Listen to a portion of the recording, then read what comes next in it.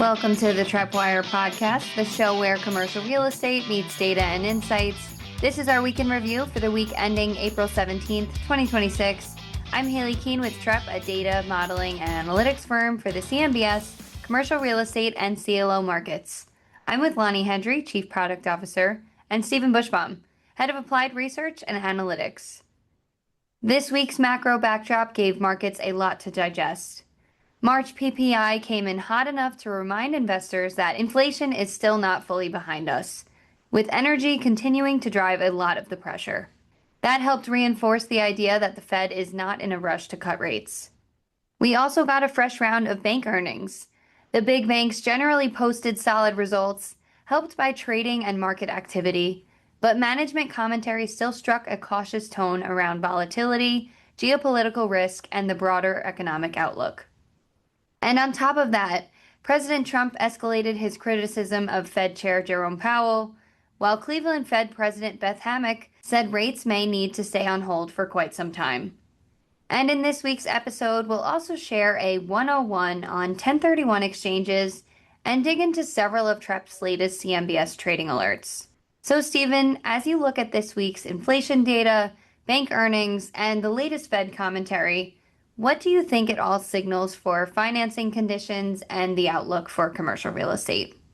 I think the big takeaway is that the economy still looks fairly resilient, but the path to lower rates is not getting any cleaner. I mean, shoot, if it tells you just what risk sentiment feels like this week, the NASDAQ was on a 10-day winning streak or 10-day positive streak. It's the longest since 2021.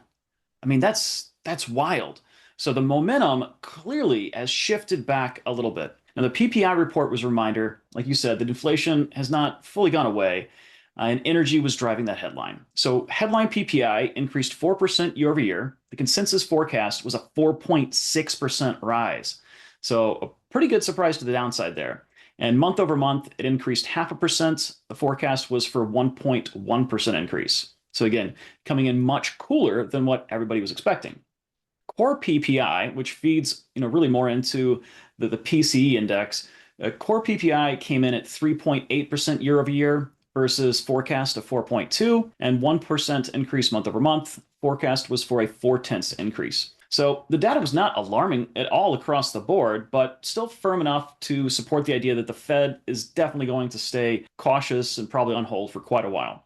Then on the bank side, earnings was, they blew it out of the water. So the large bank results were generally solid, but like you said, Haley, the management tone was still cautious. So the amount of volatility and uncertainty and downside risks that are out there tell you that even if the system is stable, folks are still going to be cautious, and it's not an all clear environment. And particularly on equities trading, one of the messages that was repeated was that, we did very, very well on our equities books, but don't expect that to repeat itself. And in fact, you could say we definitely don't want that to repeat itself because that means that volatility is, again, still very high. For the Fed backdrop, again, there's still no change in signal there, very much staying on hold. For me, the main benefit that I see right now is at least we're not talking about Fed rate hikes. So for commercial real estate, the interpretation is a little bit more nuanced than saying, we're kind of tight across the board. It's a K-shaped economy, but it's also a K-shaped financing market. So lenders are still being a little bit selective as you go out the risk spectrum. And when you look at portfolio pricing spreads, we're still a little bit wider than where we were at the end of February, at least for the riskier LTV buckets. On the lower risk side, you're actually seeing spreads continue to grind tighter for certain property types in the lowest LTVs. So very much K-shaped pattern there. Now, just briefly in private credit markets, because this has been sucking up a lot of the airtime recently, and this is where I think it's been really interesting this week. Wednesday morning, the news broke that PIMCO had just purchased $400 million of bonds from Blue Owl they issued on Monday. That was the entire issuance. Now, a month ago, PIMCO was out there saying that they were staying away from a number of, quote, pretty bad loans being sold by firms that were seeking to meet investor redemption requests. And in fact, somebody from PIMCO had mentioned that these loans were not being priced at levels that they found attractive. So it seems like we've gone through a bit of a recalibration in risk pricing and that deals are clearing. Now, it doesn't mean that some of those, bad loans that they're referring to may be cleared. They might have had to rejigger what was being sold, but this is still an excellent sign for liquidity. So in CRE, yeah, anything with lease up risk, rollover risk, maturity pressure, this is the stuff that we've talked about time and time again. It still might be a challenging backdrop, but to me, on the private credit side, if that stuff is clearing, that tells me there's still a path forward at the right price. So the conclusion, the economy is holding up. We're not staring down the barrel of an imminent collapse, and risk market and the gears of finance continue to turn, albeit with perhaps a little bit of sand in there. But there's absolutely a rotation and risk repricing or recalibration happening in the background that's keeping those gears greased. That's a lot for an intro, Stephen. I know. I mean, I probably can't go through each of those items, but I think there's a couple of things that I wanted to hit on. The inflation stuff, I think it's relevant because, to your point, these numbers didn't come in super aggressive where it's going to start sounding the alarm bells, but it does serve as a reminder that inflation is remaining to be persistent and it's not going away. And I think you're reasonable to expect that with the ongoing geopolitical crisis, that there's going to be upward pressure on the energy component of that for the foreseeable future, which, doesn't bode well, one, for consumers, and two, for, the Fed when they're looking at being able to potentially lower rates. I mean, I think for 2026, we're already in April. I'm hard pressed to see them cutting rates in 2026. I think at some point you might start seeing a narrative where people just are praying that they don't increase the rates in 2026. So I like that you said, like, we're not there yet. I think the position is still hold. There's really no impetus to raise rates, but it's got to be at least a consideration on the go forward if the energy component continues to push inflation higher. The bank earnings, I think, are good. I mean, it highlights that the market's still moving. Them showing positive results are great. But I do think, the numbers are not being interpreted in a vacuum, and they're expecting the markets to understand that there's a lot of stuff going on, and there's a lot of volatility, and there's a lot of things in the markets that we have to contend with. And I think that's, what kind of piggybacks on what Jamie Dimon had said a few weeks ago, which we covered. There's a lot of storm clouds out there, and it may cause some challenge for them. And I think it forces them, as you mentioned, into just being more selective. And, it's, on a relative basis, that's probably still an improvement from where we were a few years ago, where they were just pencils down. Like, obviously, we were hoping 26, and we were hoping, based on commentary at the beginning of the year, that banks were going to be back full force.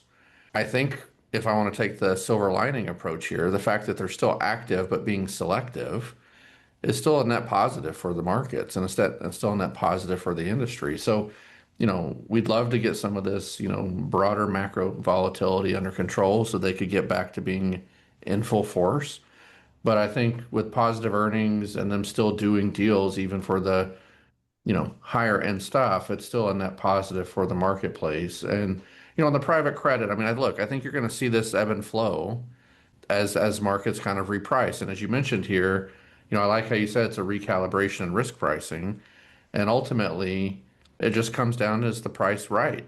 And I think that's something that, amidst all of the headlines and everything else, that's what every transaction effectively comes down to, is the price right? You can either usually negotiate price or term. And for a lot of these deals, if the price is appropriate, then you're willing to make the bet. And so I'm pretty optimistic. As long as there's liquidity in the market, deals will find their price point where they transact. And we've seen that throughout this last 5 years. So I probably take today's, intro from you on a slightly more optimistic beat. I think despite the headwinds and some of the challenges, this is actually pretty positive territory for us, given where we are, all things considered. Yeah, there's a lot of things out there that could get us down or frustrated if we hyper focused on them. It's super easy. There's no lack of headlines in today's news to bum us out. But yeah, the liquidity signal that's been coming from so many headlines is really resonated with me, because when things ultimately look their bleakest, that's when liquidity clearly pulls back, and we're not seeing that signal. So on the Blue Owl Capital bonds, those were known as OBDC. Those were issued at what was found to be a relatively cheap valuation, paying a yield of 0.2 percentage points more than OBDC's existing debt. And we call that the new issue concession. So that's the average concession that companies have paid this year. It's been 0.04 percentage points. So basically 4 basis points versus 20. So yeah, that's a pretty big difference compared to what we've seen earlier in the year, 5 times your typical concession. To put this in perspective, Goldman Sachs Private Credit Fund also sold notes recently, and the concession on that was double the historical average, or recent average. Those were sold at a 0.08 percentage point extra yield on Tuesday. So OBDC's notes were priced at a spread of 270 basis points over the equivalent treasury, and Goldman's were priced at 255. OBDCs were split rated triple B by Moody's, triple B minus by S&P, and Goldman's were triple B minus by Moody's. Now, yes, I know Moody's goes B, double A, but I'm just mapping that to the equivalent rating here to make things a little bit easier. Every time you said OBDC, I thought you were about to break into a rap tune. I was really tempted to, honestly. We getting down with OBDC. Oh, all right. For maybe next week's show, Stephen will have a Chat GPT rap for these new issuance deals.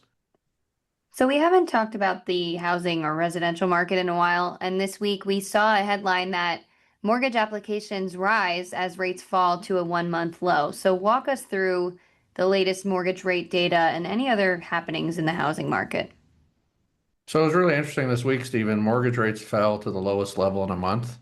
So obviously, when rates fall, you see a lot of refinancing activity spike. And so you saw total mortgage application volume rise 1.8% last week compared to the previous week. This data comes to us from the Mortgage Bankers Association seasonally adjusted index. Average contract interest rate for a 30-year fixed rate mortgage. These are loans that have conforming loan balances. So that just sets the upper limit, which today is $832,750 or less, decreased from 6.51% down to 6.42%. Points did increase slightly to 0.62 from 0.61, including the origination fee for loans with a 20% down payment. So we have a couple of quotes here. Given the evolving situation in the Middle East and its impact on energy and commodity prices, mortgage rates declined last week. That's according to Joel Kahn, an MBA economist, which they said in a release. Applications to refinance a home, which really are the most sensitive to that weekly interest rate fluctuation, increased 5% for the week and were 15% higher than the same week a year ago. I think this, Stephen, is good news, but it doesn't change the underlying narrative that home prices are still trying to figure out where they need to be to get people off the fence. And now you add in a layer or a wrinkle of this economic uncertainty with potential for inflation, where the energy inflation, as we've said, it hits people every day when they're filling up their tanks. It just maybe adds another wrinkle to that uncertainty for this market. Yeah, I feel like if the 10-year treasury, and I think residential debt maybe is being priced closer to the 5-year, but anyway, that's semantics. Basically, if the 10-year treasury holds about where it is, and we don't see a massive twist in the shape of the curve, we've found out how to get deals done at these levels. And if we can maybe come down, slightly more, you see a boost. What I've really kind of dug into in the local market, because this has been bugging me, like what's driving some of these long time on market situations. And what it seems to me, Lonnie, is there's a lot of people out there that are pricing existing stock at 1, 2, 3 year ago prices. They got that stuck in their head and they think that they can get, top dollar from when new supply was lacking.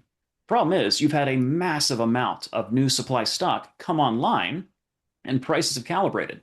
And so it makes it really tough for certain homes to clear at these elevated price levels. And you're seeing, folks capitulate on price. Fortunately, I think we are finding that equilibrium in select pockets, but it's wild just how dramatically different the time on market is for certain submarkets compared to where it was, call it 2 years ago. Yeah, for sure. I mean, a couple of things I think that you mentioned there that I'll speak to. A lot of these sellers, excuse me, they're forced to price where they are because they paid top dollar and they didn't have a lot of equity when they bought the deal. They maybe did an FHA loan, 3.5% down payment. And so they're forced to try to get the same price because they're underwater if they sell for anything less. And in residential real estate, like that's a huge emotional tax. Residential sellers have a really hard time understanding that sometimes you got to take the loss and move on. There's not a lot of residential sellers trying to go to closing with a check to get out of their house. Now, if the economy really starts to falter and unemployment really ticks up and people start losing their jobs, obviously you do what you have to do. But if you're just, looking for a different place or maybe unsatisfied with your commute and you're trying to sell out of convenience, you're not going to lower the price to where the market maybe demands. The other thing that I think is an interesting wrinkle, and I think we'll talk about this over the next couple of months, is in a lot of markets, you're finally starting to see some of these properties hit foreclosure auction. And in the residential market, it's really interesting because if you have 10 homes that sold in a neighborhood and one of them was a foreclosure, that foreclosure price doesn't really impact the market. But if you get to a point where you have 10 properties that sold and four of them or five of them are foreclosures, now that really starts to bring down the pricing for the non-foreclosures. And so I've noticed a pretty significant uptick, at least here in Texas, in several markets where you're starting to see more bank-owned assets get auctioned or come to auction. And if that starts happening at scale, it's going to put even more downward pressure on pricing. So, I think the interest rates are not the issue anymore. I mean, like people have understood this is the rate. I think to your point, the math tells you that sometimes prices have to come down. A lot of people just don't have the economical wherewithal to sell at a lower price, but they're going to be forced to even more so if these auction properties actually hit the market.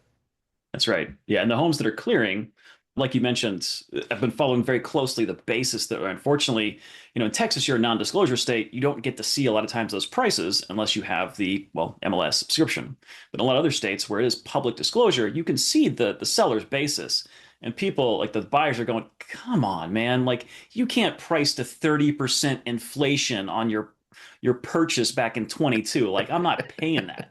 I'll pay a 5% annualized inflation rate relative to your purchase. I get it. You got to clear broker costs. I get that. But we're not paying 30%. It's really funny. You see some of these things online where, and it's not funny because it's negatively impacting people's finances, but you see people that, paid $2 million back in 21, and then they list the property at like 3.5 now. And then they just price cut, but they're still $1 million over where they paid. And to your point, like, just not happening. It's not going to happen. And let's pivot here to bank earnings. All six of the major names have reported this week. So, Stephen, walk us through some of the big bank earnings and what the headline is and what you've seen from all of their reporting. Well, Goldman kicked things off on Monday. JP Morgan, Wells Fargo, and Citi came in on Tuesday, and Bank of America and Morgan Stanley wrapped it up on Wednesday morning. The headline is remarkably consistent. Every single one of these banks beat on earnings, and every single one of them set a record on the equities trading desk. That's not a coincidence. It's a volatility trade. The Iran conflict, the oil shock, rate uncertainty, all of that is driving massive client activity. But underneath all of that, there's a tension building, and it's one that matters for a lot of commercial real estate. So let me run through each name quickly, and we'll pull the thread on what it means for CRE. So for Goldman Sachs, this was their second best quarter in firm history. Revenue was up 14% year over year to $17.23 billion. Equities desk posted a record quarter at $5.33 billion, up 27%. Driven by prime brokerage and cash equities. That's roughly $1 billion better than their prior high watermark. FIC trading was the soft spot, down 10%. Weakness in rates, mortgage, and credits were the problem. Advisory fees nearly doubled, 89% year over year. And the rising volatility tied to the Iran conflict and broader geopolitical uncertainty as concerns. JP Morgan, net income up 13% to $16.5 billion. Revenue was up 10% year over year to $50.5 billion. Markets revenue hit a record $11.6 billion. Investment banking fees were up 28%. Fixed income trading was up 21% on commodities, credit, and FX activity. Provision for credit losses actually fell here, Lonnie. This is great news. Provision for credit losses fell 24% year over year to $2.5 billion, with a modest reserve build. And then in CRE banking revenue, that was essentially flat, $880 million. Not a growth engine, but not a problem child either. Diamond's shareholder letter warned that the Iran conflict risked oil price shocks that could keep inflation sticky and rates higher for longer. Wells Fargo, a slight beat on earnings, slight miss on revenue. Revenue of $21.4 billion, that's up 6%, but below the $21.77 billion street estimate. Net interest income was up 5% year over year. Non-interest income was up 8%. The loan growth story is telling here. Average loans are up 10% year over year, but that's almost entirely C&I, which surged 23%. CRE loan balances actually continued to decline. That's been part of their ongoing strategy here, is to basically wind down some of that book, or let it run off, I should say, excuse me. $4 billion in share buybacks. CET1 capital was at 10.3%. So CRE, particularly office, remains the key watch item as the bank operates post-asset cap with more freedom to grow, but ongoing legacy exposure to work through. Citigroup, net income was up 42% year over year to $5.8 billion. Revenue up 14%, the highest quarterly revenue in a decade. Markets revenue crossed $7 billion, up 19%. Equities up 39%. This was a record M&A quarter for the banking franchise. Wealth revenue up 11%. They reaffirmed their 2026 net interest income guidance, which was a good confidence signal, and returned $7.4 billion to shareholders at a 134% payout ratio. Bank of America, best earnings per share in roughly 20 years, up 25% year over year to earnings per share of $1.11 or $1.11 versus $1.01 consensus. Net income of $8.6 billion, revenue of $30.3 billion, up 7%. Net interest income of $15.7 billion, up 9%, better than the bank's own expectations. Equities trading up 30% to $2.83 billion. Another record desk quarter.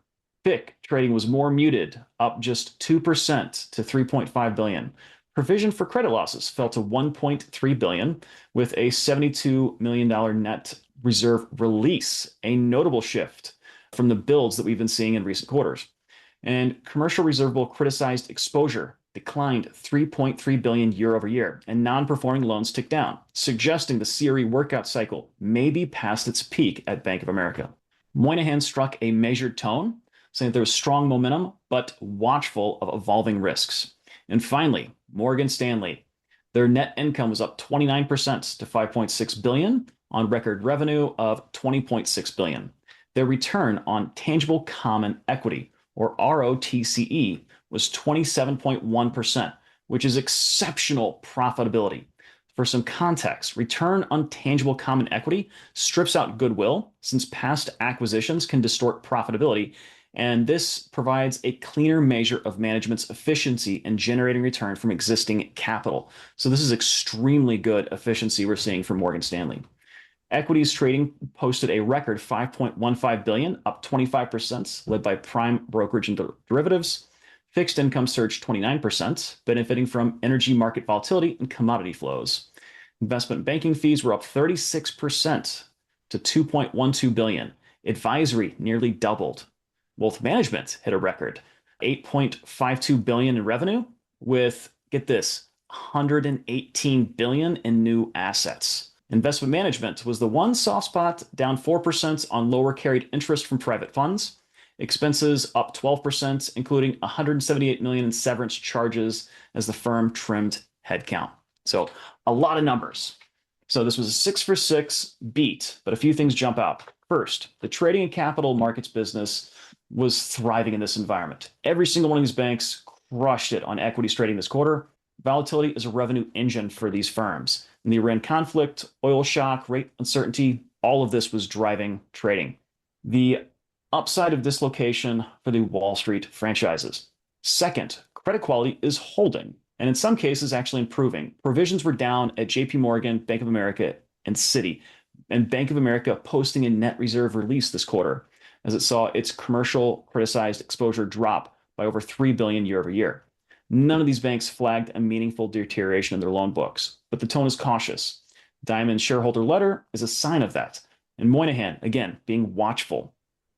Third, and finally, this is where it gets relevant for us. The CRE lending signal from these earnings needs to be read carefully because there's bifurcation happening. Wells Fargo's CRE balances are shrinking. JP Morgan's were basically flat. Goldman City and Morgan Stanley don't play, meaningful in the balance sheet area. And Bank of America showed some signs that the CRE workout cycle may be cresting. Again, getting back to those criticized exposures declining and NPLs ticking down. But they're not exactly leaning into new CRE originations either. So if you looked at just the big six, you'd think the banking sector was pulling back from CRE entirely, but that's not the full picture. If we zoom out, widen the lens, the H8 data tells a different story.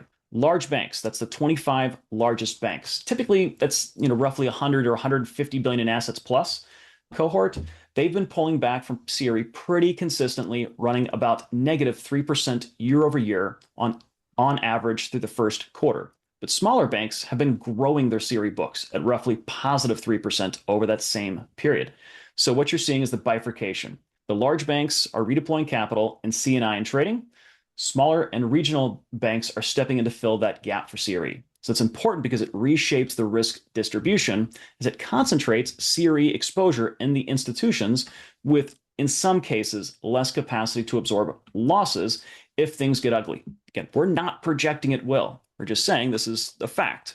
You don't have the fortress balance sheet that JP Morgan does to back some of those assets. So it also reinforces the private credit rotation theme as borrowers who can't get financed by the large banks are either going to the regionals, they're going to debt funds, or they're extending and pretending. And in a rate environment with 120 Brent and a trapped Fed, the cost of all three of those options goes up. Yeah, a couple of thoughts on these numbers, Stephen. If you go back just to the credit provision losses, or provision for credit losses here, I think that should be a bigger story. I mean, if you look at JP Morgan, as you mentioned, provision for credit losses fell 24% year over year.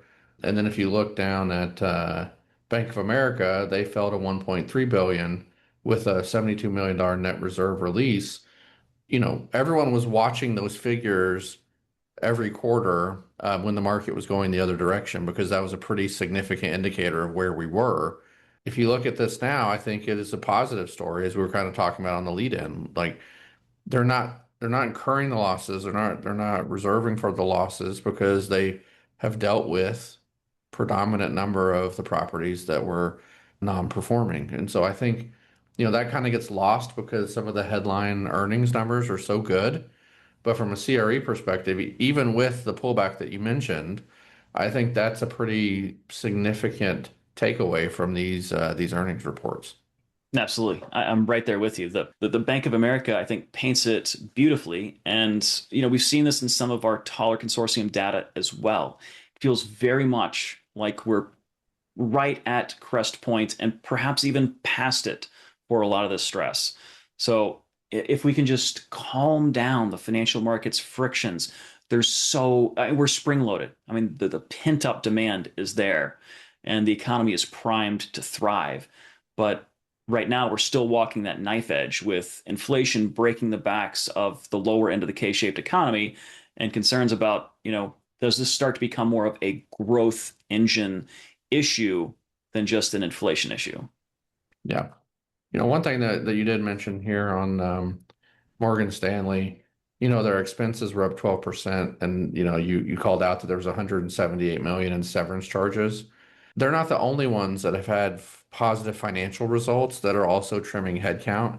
Like I saw today that Snapchat announced that they're going to be laying off 16% of their workforce, even though financials are really strong for them. And so, those are things that kind of get hidden a little bit where they're, there for a while we actually had people monitoring layoffs and everything company by company. You're not hearing that as much now. But it's got a weird feel to it when you have companies doing massive restructures or layoffs when they're beating estimates on profitability. Yeah, I don't know if you saw, this is probably me and my Google history. I get into some pretty nerdy stuff, but one thing that popped up on my feed was NVIDIA's maybe it was NVIDIA. It was one of the major chip designers. They said something that used to take 8 to 10 months, and I think it was 8 to 10 developers, they got it down to an overnight process. Now, it's not to say that AI can design chips and be a perfect substitute, but I mean, 10 months down to overnight, that's nuts. And then you heard recently in the past week, another big name in tech and software was out there saying, look, we've been monitoring this extremely closely and looking at the metrics on produced code. And it used to be about 60, maybe as much as 80, but on average, about 60% of code AI generated. With the new Anthropic releases, they're up to 100%. And Yeah, I mean, like it's here. Like these it's are here. not ideas anymore. These are not concepts. These are not some small cohort of coders in some super nerdy underground network. Like big companies, I see it every day at our firm. I mean, we're leveraging those tools and producing things at a pace that were just not achievable previously. And it's super exciting in the sense that it allows you to go from idea to production at a pace that just was not feasible in the past. And, I hope for people, like I would just say, everyone, I don't care what job you work in or what role you have, is going to have some general working knowledge of Claude code and some of these other things. It's almost like Microsoft Word and Excel and email back in the day. People would list that on their resume, proficient in Microsoft Office. You're going to have the same type of skill set with some of these, Cursor Claude type of agents. I can't believe we forgot to mention this headline, Lonnie. This just reminds me of one thing that we'd be remiss if we didn't mention. I don't know if you saw this. President Donald Trump, they summoned top U.S. banking executives to Washington on April 7th for an emergency meeting regarding cybersecurity threats posed by Anthropic's new Mythos AI model. Well, did you read that? So basically, they gave it to like a couple, I don't know, some of the Fortune 100 companies, and it found so many vulnerabilities that Yes. they shut it down because Yeah. it's It broke out of its testing environment. It yeah. emailed the engineers bragging about it breaking out, and then it went back and tried to cover its tracks. Skynet is here. Look, it's some interesting times right now. Sometimes it's cool to be in CRE, which just generally is a little bit like behind the times when it comes to some of the stuff. Now, obviously at our firm, we're pushing the edge and like, trying to lead some of this AI implementation and adoption. But in the broader sense, sometimes it's nice that this is still a relationship business and people are like meeting for lunch and talking about properties and because some of those things, yeah, when you read them, it's pretty scary. Oh, yeah. I mean, it found an exploit, a 0-day exploit that had been embedded in a major software piece, critical piece of our digital infrastructure. It's been out there for 27 years. Nobody found it. And it just, oh, yeah, by the way, you might want to patch this. Oh, boy. So, speaking of breakthroughs and new happenings, the trading markets are about to get some even more news. We've talked about Y'all Street and the Texas Stock Exchange, but there's more news coming out this week, and I think it's a good time for us to touch on what's happening there. And we know trading is going to begin in July, so let's talk about what's happening with the Texas Stock Exchange and also the Dallas markets. Yeah, this is absolutely wild. I can't believe this day is already upon us. Lonnie, Texas will become a major financial capital, maybe even a mecca here, just in the span of a couple of months. In July, the Texas Stock Exchange opens up, and I think the first IPOs are slated to hit in 2027. This is exciting times. I mean, I don't know how they're going to kick this off if they're going to have a bunch of cannons or everyone bring their six shooter and they're going to be shooting some fake bullets off when they kick this off. I don't know that we'll be ringing a bell. We might be firing a cannon. That'd be awesome. And listen, like I'm about as big of a Dallas, Fort Worth, Texas cheerleader as you can be. I don't want to get ahead of ourselves. I mean, there's been several articles out there saying Dallas is aiming to steal New York's financial crown. I think we still have some work to do to get there. But if you're a denier and you think that New York has a monopoly, I think you're going to be sorely mistaken because there are some really big names and some really big firms that are going to plant some deep roots here because of this. Yeah, I mean, I think if we learned anything from, what was it, Die Hard 3, is that we need more diversification in our financial markets. Well, nestled between the towers claimed by Bank of America, JP Morgan, and Goldman Sachs, we have cordoned off 800,000 square feet for the new Dallas campus that's able to host more than 5,000 staff. But the $700 million project is more than a regional expansion by one of America's largest banks. It's another win for lobbyists behind Dallas's Y'all Street, the Texan city's aggressive push to steal New York's financial crown. The Dallas Fort Worth, or DFW metro area, once a fly in, fly out stopover for bankers, has seen its financial workforce boom over the past decade, surging 40% to 386,000 staff. Bankers and investment houses already keen to sidle up to Texas's fossil fuel industry and growing tech and AI sectors have been lured by multi-million dollar subsidies and new fast-track business courts, as well as Texas's complete lack of a corporation or income tax. So there's a lot of things, a lot of momentum here to believe that we're going to continue to see some huge financial wins centered right in middle America. Listen, you can pretty much get anywhere in the U.S. on a 3.5, 4 hour flight from DFW. And they probably have more direct flights out of DFW than they do anywhere else, with the exception of maybe Atlanta. And you start talking about $700 million projects. I mean, there's many of those projects underway right now. And with the financial services sector, really expanding, they got to have a place to work. And so Dallas is one of those markets where right now you're actually seeing a large number, more than a few, high-rise office buildings being built. I mean, it's kind of an anomaly given where we are with offices nationally, that in certain segments of the Dallas market, you're seeing substantial office construction taking place. And so I'm very bullish on this. I mean, we released a podcast this week with our friends from JLL talking about why office is an investable asset class now, and where generational wealth is going to be made if you're actively engaging in office acquisition at this point. If you look at you mentioned a couple of the other things here, Stephen, the subsidies for Texas. For those that aren't from Texas, we actually have a legislature that has funds set up to lure companies here from an economic development perspective, not to mention the local enticements or subsidies, where there's tax abatements or other things that the municipalities provide. And the no state income tax, huge win. If you're looking at overall employee quality of life, it's tough to beat in the Texas markets. I mean, people say, well, it's really hot in the summer, but I think it's like 90 degrees in New York today, and it's only 79 degrees here. And we have really good air conditioning.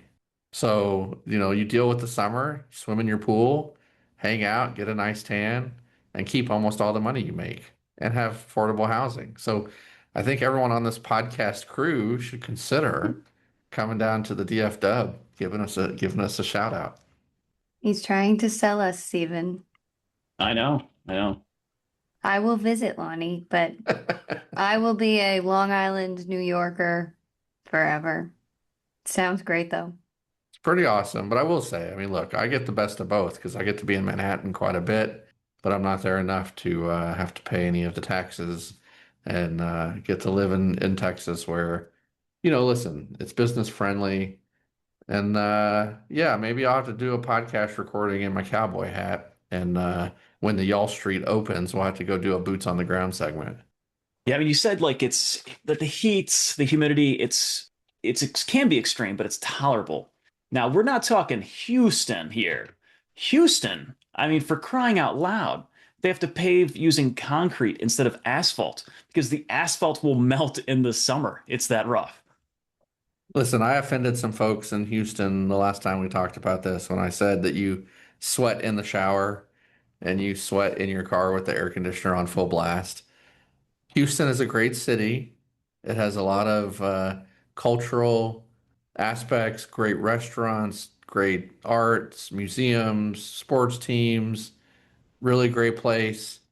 You couldn't pay me enough to live there. I can't deal with the humidity, man. I'm just not going to be sweating in my own house in the shower. Not going to happen. Yeah, you got to have some grit. But the food, And I've eaten out there, a little bit, but I haven't experienced the full scene. So the next time I go to Houston, I'm gonna have to ask for recommendations because I've been told time and time again the food scene in Houston is amazing. Well, Houston has like three or four downtowns, so all kinds of things to do. But if you come down here, we're gonna have to call it H-Town. The Rockets are actually in the playoffs right now, so the Mavericks didn't make it. The Spurs are in, so Texas gets to root for either the Spurs or the Rockets in the NBA playoffs. So I'm Team H-Town, hoping they can win a couple series. So I want to get into some more commercial real estate headlines that we've been watching. There was an announcement recently that Fortress Investment Group has launched a new 1031 exchange investment platform. And on a similar topic, we saw that CBRE has announced that it arranged a $26.2 million purchase of two medical office assets through a 1031 exchange. So maybe you guys can walk us through these two stories, and then I think we need to take a step back and explain exactly what a 1031 exchange is. Yes. So this first one, the Fortress Investment Group launching a 1031 real estate exchange investment platform, I think is really interesting and just highlights the strength, the benefits, the demand for capabilities in this arena. So Fortress Investment Group announced the launch of a new exchange and is specifically targeting 1031 exchanges. The platform is designed to provide advisors and their clients with access to institutional quality real estate investments through Delaware Statutory Trusts, or DSTs. Fortress Real Estate Exchange is designed to leverage the full capabilities of Fortress Investment Group's real estate platform, including their experience garnered from more than 20 years of real estate investments totaling over $29 billion. The platform will initially target investments in senior housing, student housing, and multifamily properties, sectors in which Fortress has deep experience and operating experience specifically. And then the second one, SSP Investments has completed a $26.2 million purchase of two medical office assets in Phoenix, Arizona, and San Rafael, California. CBRE's Nick Whitstone and Andrew Trillo represented SSP Investments, a Bay Area-based family office, in both acquisitions. To quote them here, they say, "These acquisitions represent a disciplined approach to expanding our family office footprint in the medical office sector. By securing assets with creditworthy tenants like Simon Med and Kaiser Permanente, we are ensuring stability and operational excellence for our investment platform for years to come." SSP Investments acquired 8921 West Thomas Road in Phoenix, Arizona for $17 million. The 42,000 square foot medical office building is 100% leased to Simon Med Imaging, the nation's largest outpatient physician radiology group. The building is located across from Banner Estella Medical Center, a 317-bed hospital serving nearly 400,000 residents within a 5-mile radius. So, Lonnie, I think we should unpack exactly what a 1031 exchange is. I think that's a great idea. Before you get into that, though, I just wanted to comment on the Fortress 29 billion. I mean, it is amazing when we read these stories and we just see the capabilities that some of these firms have and the reach, the AUM, the number of properties they touch. It's just really crazy, the reach that they have. And Fortress, I mean, obviously they're a standard. And so for them to open up a 1031 exchange platform, I think is really, really cool. But I think for our listeners, we've talked about this at some level, but mostly from a political context of, are the newly elected officials going to try to get rid of the 1031? We haven't really done, to my knowledge, a deep dive 101 on the 1031. So let's jump into it. Yes, a 1031 exchange named after Section 1031 of the Internal Revenue Code is essentially a mechanism that lets a real estate investor sell a property and defer the capital gains tax on that sale as long as they roll the proceeds into another like-kind property. That's why you oftentimes hear 1031 exchanges called, quote, a like-kind exchange. And I want to emphasize the word defer here, because that's the key. You're not eliminating the tax. You're kicking the can down the road. But in real estate, kicking the can is a strategy, not a weakness. So how does this actually work? Let's say you own a multifamily property. You bought it for $5 million and it's now worth 10. If you sell it outright, you're looking at capital gains on that $5 million in appreciation, plus depreciation recapture, which is another entirely different conversation. So with a like kind or 1031 exchange, you take all of those proceeds, identify a replacement property within 45 days of the sale, and close on that replacement within 180 days. Now, if you do that, you don't touch any of the funds. You have to, basically make sure you stay very strict to the letter of the law here. But if you do that, the IRS says, fine, we'll collect your capital gains tax later. Now, a few things that trip people up. First, like kind is broader than what most people think. You don't have to swap a multifamily for a multifamily property. You could sell a retail strip center and buy an industrial warehouse. As long as both properties are held for investment or business use, you're generally good. Now, what you can't do is exchange into your personal residence or a property you're flipping. So second, and this is where it gets operationally tricky, you can't touch the money. I just alluded to that. The proceeds have to go through a qualified intermediary. The moment you take constructive receipt of those funds, the exchange is blown and the tax bill comes due. So this is what can really land you in a nasty situation with the IRS. Again, if you're not following the letter of the law exactly, and it looks like any of those funds leaked to the outside, you're going to face a tax bill. So third, why does this matter for the broader CRE market? 1031 exchange volume is actually a meaningful demand driver, especially in the private capital and middle market space. When exchange activity dries up, whether because of rate uncertainty or just a few sellers are willing to transact, it reduces a meaningful source of acquisition capital. So when we talk about transaction volume being down, some portion of that is 1031 buyers sitting on the sidelines because they can't find replacement properties that pencil at today's rates. It's one of those quiet structural forces in the market that doesn't get enough attention, but it absolutely moves the needle. Yeah, and it provides other economic benefits downstream because when you buy a building, you usually renovate it or you add some value or you finish out some of the space. And so you're hiring local contractors and you're doing things that generate jobs for those local markets. So there's definitely a very solid argument for why 1031 is such an integral part of the CRE ecosystem.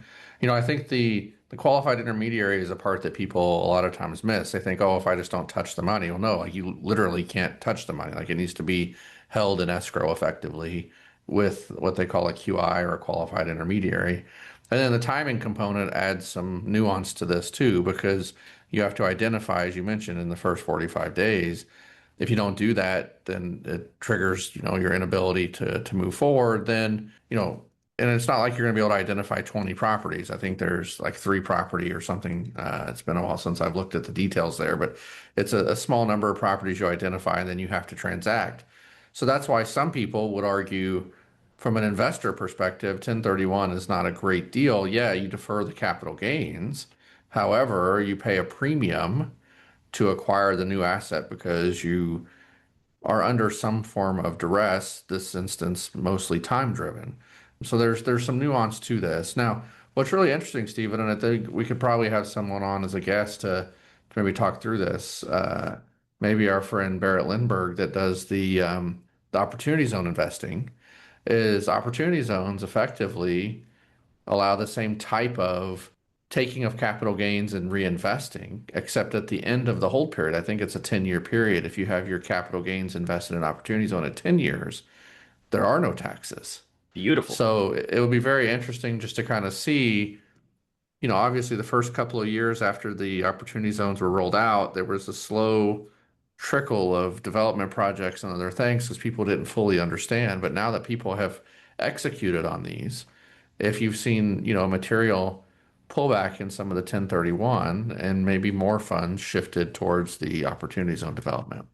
Yeah, I mean, the part that always kills me in this discussion of 1031s is it seems like every election cycle, when the budget talks come up and discussions about how do we, raise tax revenue receipts, inevitably somebody says, well, let's get rid of the 1031 exchange. That's just fattening up the fat cats more.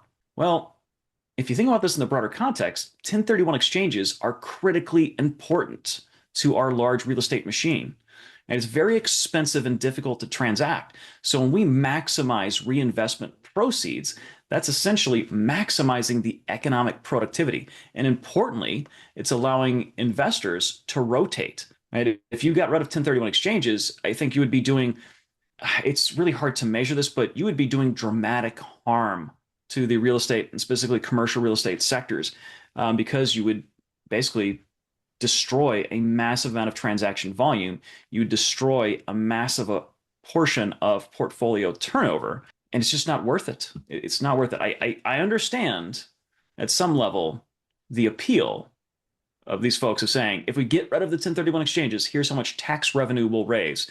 But the silly part of this is, yes, but how much less transaction volume will you see? And I bet it's going to offset or potentially more than offset that tax revenue increase. Yeah, for sure. People won't trade out if they don't have to. And what's interesting is a lot of the 1031 exchange have taken place where someone's sold an apartment and gotten into a single tenant, triple net lease type of opportunity. And so, this has taken a little bit of a beating over the last couple of years with CVS, Walgreens, troubles, et cetera. I just saw today that 7-Eleven has announced that they're going to be closing 645 locations. So another, sometimes preferred option for 1031 buyers is to go buy one of these convenience stores. And you think that there's limited downside and it's mailbox money, in quotes, mailbox money. And when you find out that your tenant is closing up shop, it really puts some downward pressure because those assets usually don't have an immediate viable secondary use. And so, 1031 is great for the reasons you mentioned. If you're an investor, you have to do your homework because there are some nuances, and the construct of just taking your money from a multi-tenant facility and investing in a single net lease deal doesn't definitionally mean that you're going to have a better outcome. So let's turn over to our deals and data property type stories of the week. Let's start on the topic of data centers. There were a lot of headlines this week that Blackstone has plotted its debut of a data center REIT. So walk us through the news and how much money this could raise to purchase data centers. Yeah, so Steven, I was a little bit jealous on the intro when you were throwing out those trading acronyms or deal acronyms. So I'm going to come back to you here with the BXDC. This is the Blackstone Data Center Fund that they've set up. They filed all of the required documentation with the SEC, and it's going to trade under the ticker, as I mentioned, BXDC. It's going to target stabilized, newly constructed data centers. Consensus is the IPO could raise $2 billion to purchase data centers. Blackstone's approached sovereign wealth funds and other institutions for the initial investment. That's according to Bloomberg. Back in February, Blackstone was exploring the public data center fund that ultimately aims to raise tens of billions of dollars from large corporate and retail investors alike. So I think this is really good news for Blackstone. I mean, obviously, they've been somewhat involved with data center, but now they're going to be all in on this. And, I don't know if you're someone that's been dabbling in the data center space. Once Blackstone enters, it's a very fierce competitor. So I don't know what your thoughts are on this. I mean, it was just a matter of time, really.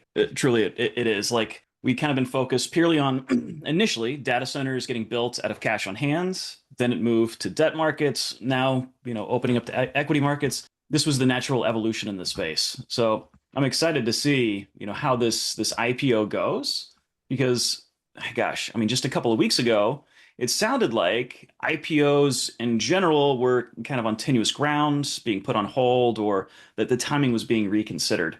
So again, this is another fantastic sign of liquidity and just risk demand in markets. So we'll be watching very closely at how the pricing comes off on this deal. So let's move on to the office market. We have a trading alert from our TreppWire newsletter here that a large Chicago office property value has been slashed even further below the loan balance.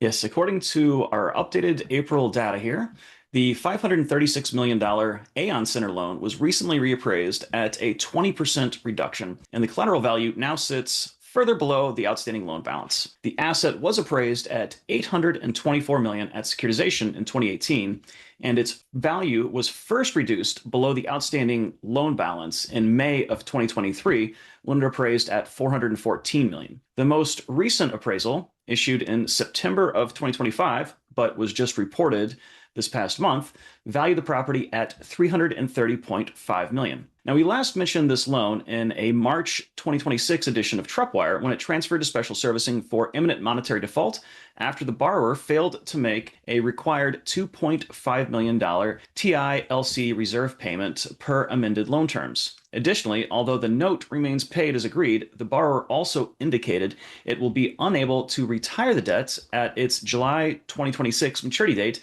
and is seeking lender assistance. So we'll have more to come on this one. The loan collateral is a 2.8 million square foot urban office property in downtown Chicago. The property was built in 1972 and renovated in 2018. The top tenants include Aon Service Corporation, as well as KPMG, JLL, and Kraft Foods, who occupy 9, 8, 7, and 6% respectively on rentable space, with leases that run through year-end 2031, August 2029, May 2023, and July 2033, respectively. So in a nutshell, you have tenants that occupy high single digits with leases that run through, generally speaking, 2030 or early 2030s. For the first 3 quarters of 2025, the loan posted a DSCR based on net cash flow of 1.18 times with occupancy of 66%. This is one of those buildings, Stephen, where it looks terrible right now, and it is 66% occupancy with value significantly below the loan balance at this point. But I got to think, like, if you can acquire this asset at something close to that or maybe a little bit less, prospects look pretty good here. I mean, downtown Chicago has been really challenged in the office sector, but if you look forward 5 to 10 years, again, like we've said, I'm not betting against Chicago. I'm not betting against LA. I'm not betting against San Francisco.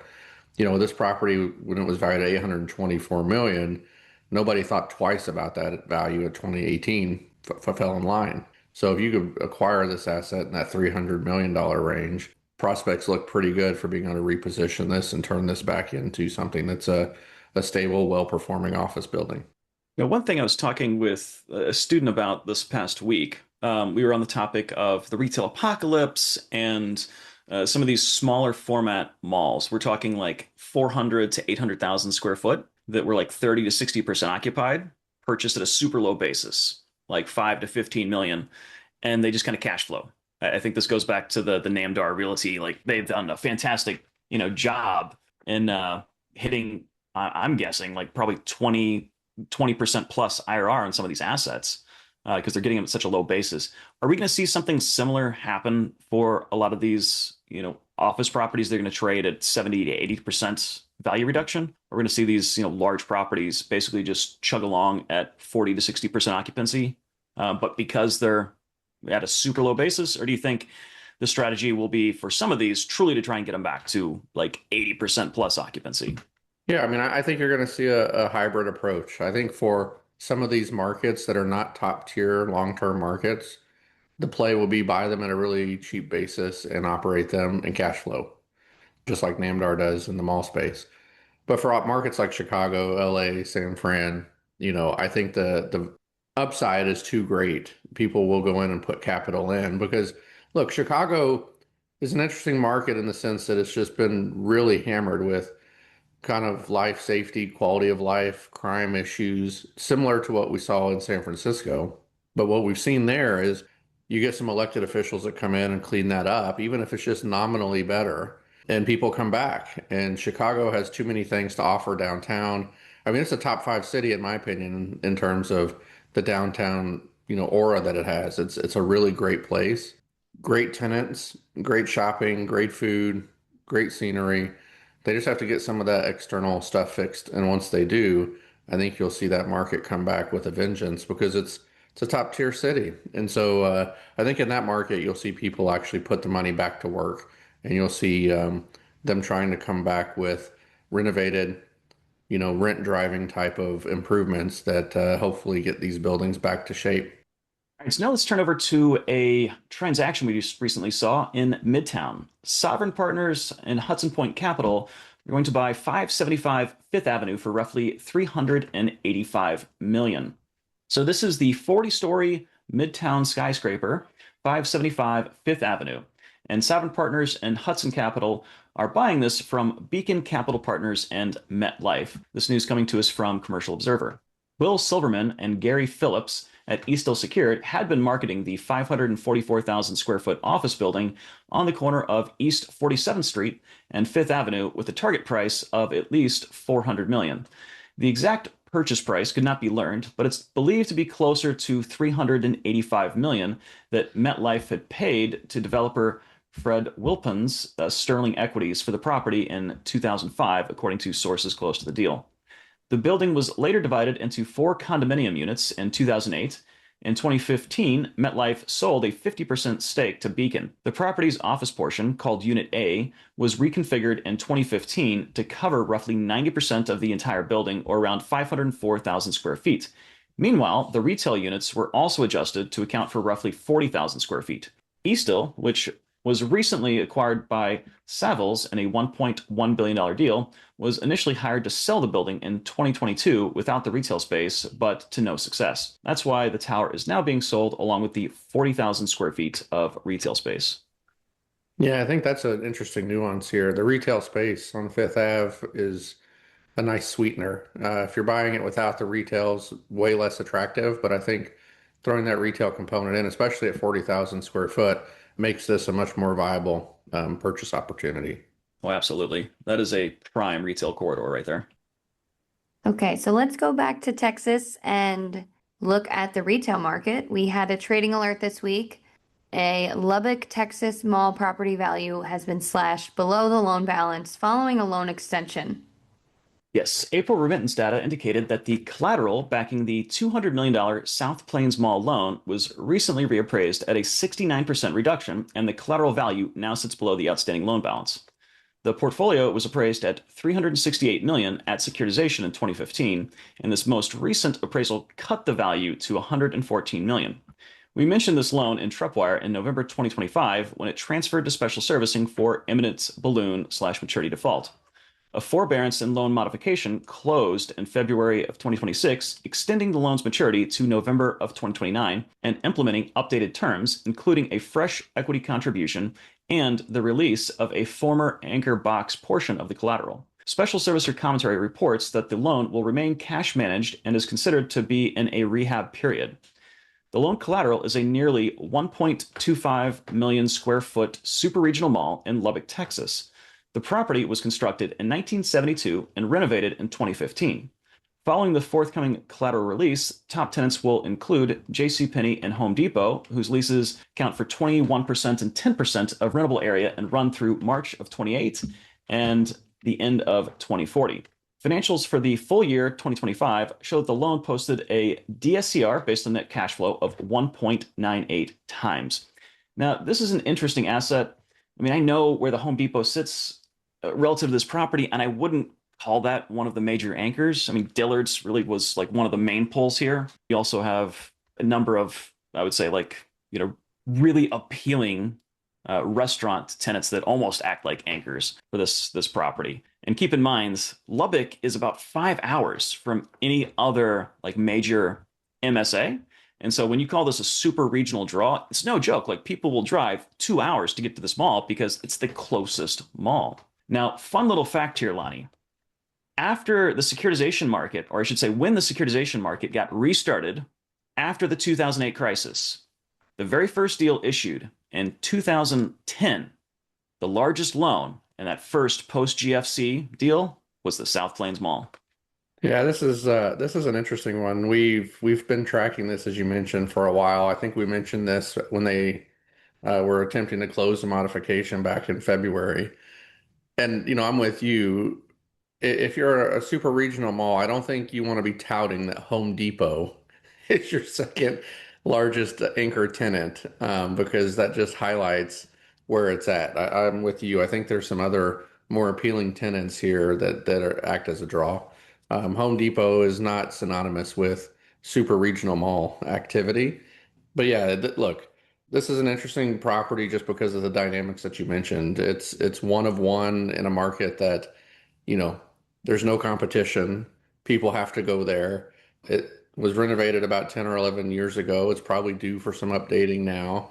And hopefully, they'll be able to, reposition some of these tenants and backfill some space and turn this into a much more vibrant shopping experience. But yeah, they have some inherent competitive advantages because of where they're located at. Yeah. I mean, to me, this is a no-brainer asset. It's a staple, fantastic location relative to transportation infrastructure, good ingress, egress. Yeah, it just needs probably a little bit more reconfiguration, but long term, very viable asset.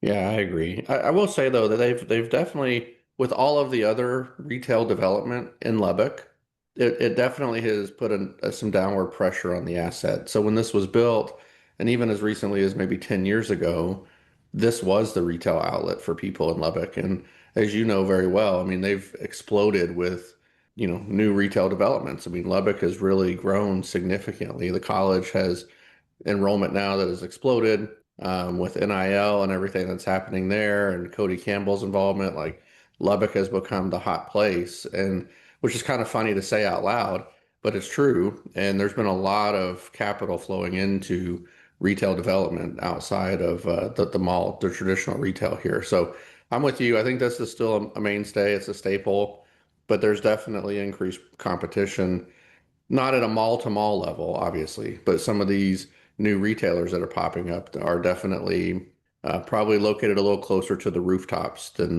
this is. Yeah, I think if you were to add one, probably two large experiential retail tenants in here. So one of them that I'm thinking of, because you have a big box space that is just kind of lingering, you reconfigure it for Andretti speed, like go-kart racing, indoor electric go-kart racing. That changes the foot traffic game at this mall. Yeah, I agree with you. I just thankful you didn't say pickleball. No, I'm talking racing. Okay, I'll close here with one other story that caught my eye this week. Have you guys seen WeWork's latest announcement for their WeWork Go, which is the on-the-go office pod concept? Yeah, I kind of want to get one of these dropped off in my driveway, quite honestly. I know right now they're targeting airports and places like, but if they could just offer an at-home service, they would crush it. Probably doesn't make sense from transportation cost and just business strategy point of view, but still, I like this idea. So, co-working giant WeWork launched its first new product since filing for bankruptcy in 2023. WeWork Go will place private office pods in busy settings and dynamic destinations like airport terminals, hotel lobbies, and convention centers, WeWork announced Monday. The company said WeWork Go will help it respond to the structural shift in how businesses use real estate. WeWork Go has three types of pods: a single user format, a multi user pod for up to 4 people, and an Americans with Disabilities Act compatible pod. Users can book directly at the WeWork Go pods at flexible rates that vary by location and session length, according to the announcement. The concept debuts this week at the 2026 Symphor World Economic Summit in Washington, D.C. When asked for more information about how the WeWork Go locations will be chosen, a spokesperson for the company told BizNow that the company will thoughtfully and opportunistically target high traffic locations with growing demand for private, easily accessible space. Well, when I saw this online, I thought that's a pretty cool concept, but I think it will be successful because listen, like, as you guys know, I travel quite a bit and people are hosting meetings. I've done this in the airport lounges or wherever you can find space. And that's not very conducive to being productive. If I could go rent a small pod for 30 minutes and do a call, that's a much better working environment. The part that's just a little weird here is just how gross these things will get. Like at least if you're renting a WeWork space in an office building, they have someone that's coming through on a regular basis and cleaning it, and you feel like it's decent. But remember phone booths back in the day? Those things were disgusting, and I think this would probably have a similar fate. So if I could fit one of these in a backpack to go with my office on the go, I would be all for it. I think we'll see these pop up in some hotels and airports, as they mentioned. I think it'll take some time though to get widespread adoption. It's a good idea for WeWork. I mean, listen, I think they need to continue to innovate. And as we had John Santora on our podcast a few months ago, he's definitely bringing a much more pragmatic but innovative kind of approach to what they're doing. And this is one where, it is innovative in the sense that nobody's doing this, but it makes sense for WeWork because this is what they specialize in. They already have the infrastructure to allow people to lease them on the go, et cetera, et cetera. So I'm hopeful for them that this proves to be a viable option. Yeah, I mean, one of the biggest frustrations for like so many traveling sales folks and business folks is when you're at a conference and you still have to get regular work done, you don't have any space to do it. And oftentimes you really don't want to go back to your hotel room. I mean, it's not really, it's better, but it's not great. So if this helps plug that gap, I think it's a home run. It's just a matter of, like you said, kind of adoption and how it gets woven into the business environment, how quickly. So yes, as Lonnie mentioned, we did have WeWork CEO John Santora on the podcast. We've had a lot of really cool and really interesting guests over the past few years and months. So check out our guest podcasts on Spotify or Apple or wherever else you listen. And if you like what the guest has to say, reach out to them and tell them that Trepp sent you. Or if you have a guest in mind, send it our way. We'd love to talk to you or talk to someone from your firm. So while I'm giving some programming notes, I'll share a few more here. Of course, I have to mention Trepp Connect in New York City, our annual conference. This is our CRE and Capital Markets Forum that is taking place May 6th and 7th in Rockefeller Center. At the time of this recording, we're about 20 days away, which is crazy. We have such an exciting lineup of speakers, panels, networking receptions. We have a really cool exclusive casino night that you can join and meet all the attendees and the speakers that are joining us. I want to run through some of our speakers really quick.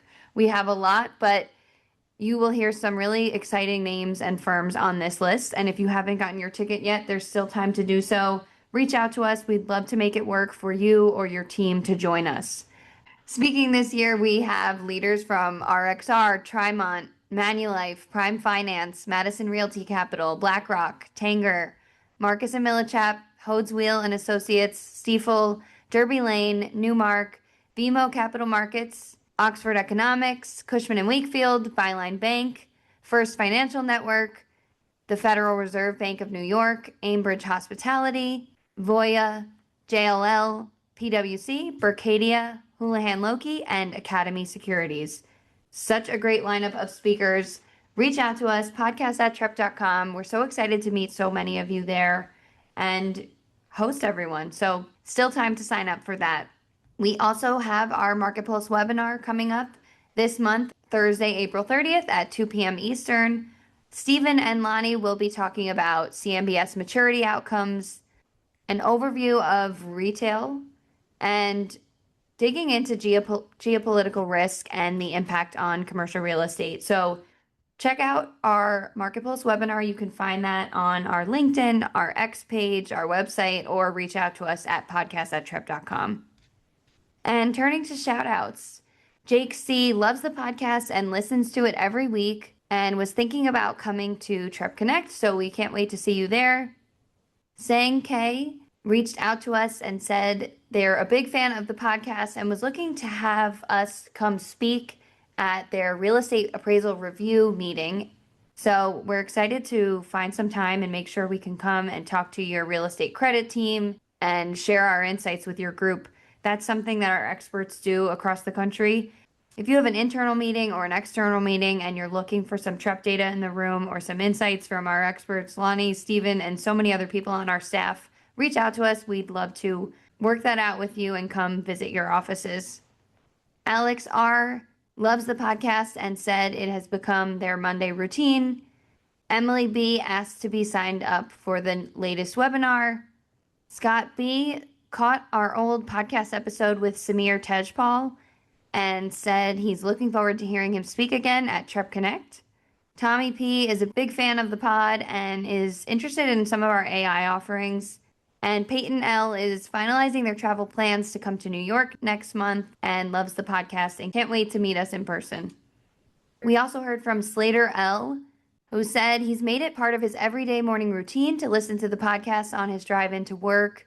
And he can confidently say that our show is a big part of the reason that he knows what he knows now about commercial real estate. So we're really excited you reached out, Slater, and looking forward to hosting you at Trepp Connect. We also heard from Jonathan F., who is looking forward to seeing us at Trepp Connect, and he said he's an avid listener of our podcast. My Long Island Railroad rides are never boring, thanks to our team. So thank you to everyone for always reaching out, sharing our podcast on social media. As a reminder, leave the podcast a 5-star review on Spotify, Apple, give it a comment, and we will see you next week. So with that, we'll close. Thanks to our producer, Mariana Sabrana. Join us next week as we look at what's happened during the week and how it may be impacting you. If you have a question or just a comment, send an email to podcast@trepp.com and subscribe to the TreppWire Podcast with your favorite provider. Thank you for listening and stay well. All right.